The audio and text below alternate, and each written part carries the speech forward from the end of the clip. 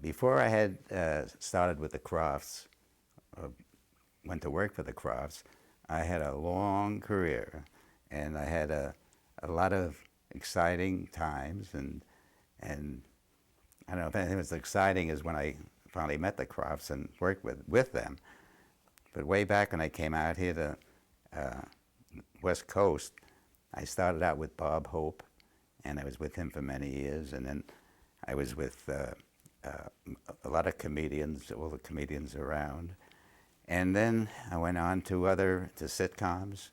I was doing Bachelor Father and My Three Sons and many of them. I can hardly remember them all. And then I went to Universal, and I was at Universal, and I did McHale's Navy. I helped create it and wrote some of it, and then I was the head writer and finally producer on it. Sid Marty, I had known for many years, just having fun around town and things like that. And I never was involved with their activities, but I suddenly get a call from Marty that they sold his show Pufnstuf, and they wanted to know whether I could read some of the stuff and give him some advice on it. And what happened was that they were in production already. They had sold the show, and but they were running millions of dollars over budget because they wanted to give so much. Sid Krofft has a great imagination, and he would say, let's do this and this, let's do that.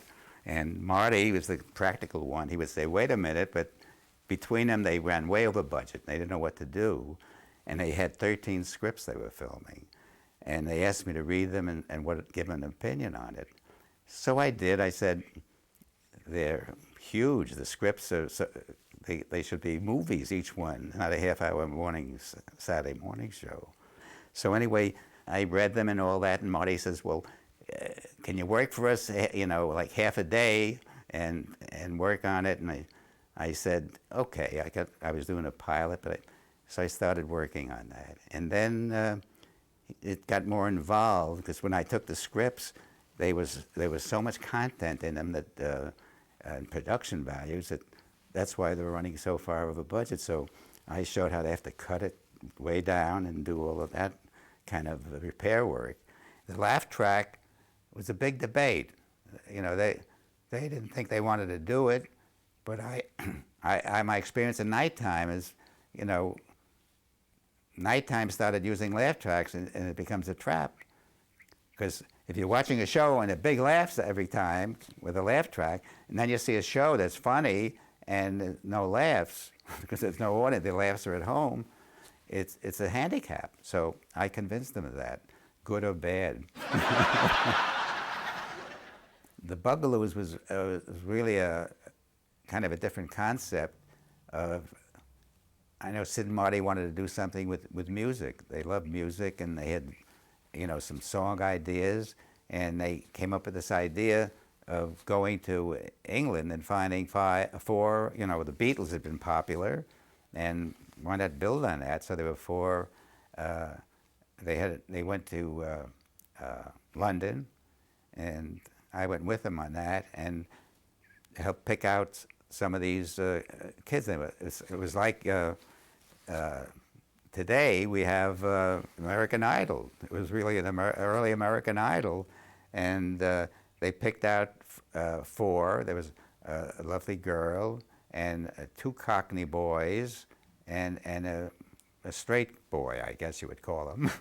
And they had auditions, and they finally picked the four and brought them to the States. Now we had to make a show out of them. So Sid and Marty came up with the idea, and I guess I was in on that too, of they lived in an enchanted forest, and they were going to have wings. They were going to be Bugaloos. They were going to fly around and all of that.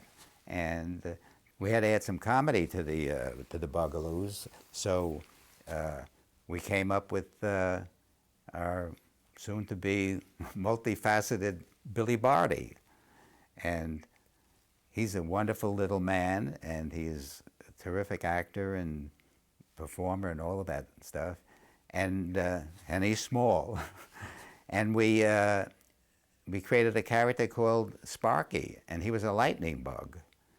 They built a lightning bug suit for him with a red light that would blink on and off, and he would go with them all the time. And he'd try to fly, and he'd have trouble flying. They had to teach him how to fly, you know, so it was a great compassion for him. And they were flying around, and the music part of it, which I had very little to do with, because Marty and Sid are into that, and they had great songs. They had a great melody, and they had recordings and all of that. And so that was the basis of the show, of the Bugaloos singing through the forest and having fun and problems with Billy Barty as Sparky. We were lucky to get somebody of Martha Ray's quality, star quality, on the show, because she just loved the idea. You know, she could be so Benita bizarre, and she was so bizarre, and she could do things that she couldn't do as Martha Ray. In other words, she would be Martha Ray, but in a bizarre manner, and she would sing, you know, and had a funny walk she worked out, and all of that, and she loved being in it. It's amazing. I was surprised myself. And she was great to work with. She was terrific. Lidsville started when Sid comes up, the idea of we had everything talking, trees, animals, everything. How about hats talking? And that's what started Lidsville. And he had wonderful artistic staff. They would make designs, and they would create. Then I came in on it with them, and we'd talk about all kinds of funny hats, what would be funny, what could be characters that would be funny, and build a whole community. So that started it, and then we had to think of how it's going to happen. You know, how do you get there? And of course, again, it was going to be something like Pufnstuf, where they're having a boy in trouble. We kind of used that again, and the idea was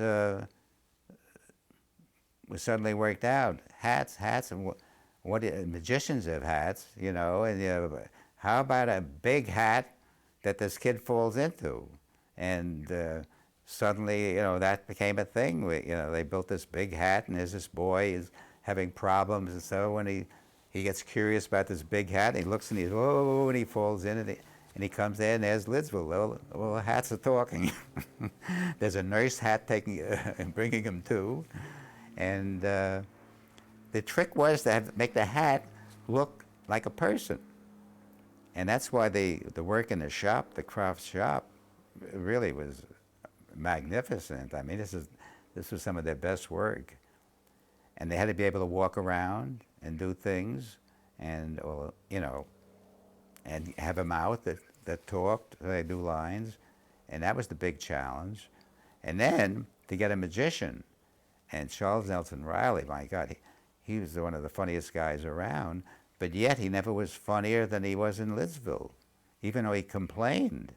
He did things in Lidsville that was so hilarious. You know, it's funny because he went on to become a great director. He did a lot of directing of serious stuff. But he was great, but he wasn't as easy to work with as Martha Ray, because he didn't like the makeup. He had to put on a complete makeup with a nose and a thing and a this, and it was kind of a green complexion. I don't know if it was green or gray, grayish, kind of an offbeat color, and he didn't like it in the hot summer days. But he performed, though. He was good. The censor one day had a comment. The characters on Lidsville were all hats, and there was a chef. The chef was a chef's hat, and there was a cowboy. It was a cowboy's hat, and onward and onward. And one of the characters was Mother Wheels, and it was a lady, an old lady on a motorcycle. She was built. That was Mother Wheels, and the censor called up and said, we have a problem with Mother Wheels. She has to wear a helmet. And I had to say to them, Mother Wheels is a helmet. Sigmund and the Sea Monsters started in an unusual way. Our creative maestro, Sid, was at the beach one day hanging around, and he happened to see a clump of seaweed. And he's just, he's suddenly looking at it, and he walks down, he looks at it, and he says, my God, you know, that looks like something that we could do something with. And he said, gee, what about a sea monster? You know, that looks like it could talk. You know, if you put a thing in with the ba ba ba and all of that. And this is what he comes back from the beach with, you know. And he tells Marty and myself. And we're listening. I said, it sounds great, you know. And then we start outliving all the things, all the funny stuff they could have with the monsters. And, you know, we had this, that's how we started going to sea monsters. They could be a family. There should be a family. There should be a Big Daddy and Sweet Mama, and then some blurp, you know, a couple of other creatures. They would think of the thing with tentacles, what they would look like, call them Blurp and Slurp, and it was almost like doing, actually, I kind of modeled it a little after All in the Family, where the Papa monster was gruff and, you know, hated everything. That was his attitude, blah, blah, blah. And Mama monster was a ding-a-ling, kind of, and the two sons were meatheads. So that kind of gave us that part of it, and we figured that this would build up the sea monster part. Now the problem was to add a human part. You know, how are we going to, this would need a human side to it. So we came up with the idea that there'd be a family down at the beach, and there'd be some kids there that run into it. And that sounded like a good setup. There was more opportunity here for real good story construction, because there was the human side of life and then what a monster's going through. Everybody's got problems. And so the interaction of the two gave us, you know, countless stories. You could just imagine all the narrow escapes, and the dogs are getting involved, and the girlfriend of one of the kids, you know, was countless kind of things. The years that I spent with Sid and Marty hold a kind of different place in my memories, because it was kind of personal.